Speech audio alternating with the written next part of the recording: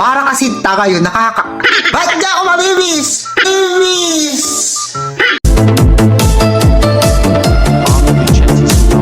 Please follow, like, comment, and share. Thank you. Nainis na ako sa ex ko. Nag-PM na naman. Sabi ba naman, pwede ba tayong magkita ulit? Na-miss kasi kita.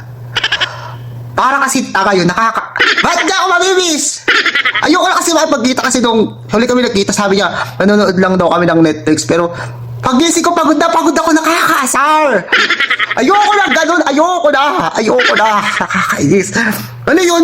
Baka sabihin, manood na naman ulit kami ng Netflix. Ano naman ako? Ayoko na. Kaya yun, nag-reply ako, sabi ko, ayokong manood ulit ng Netflix kasi napapagod ako. Yung sabi niya, mag-uusap lang daw. Sabi ko, sige na ka, pero sandali lang ka. Ayoko na pala, ayoko.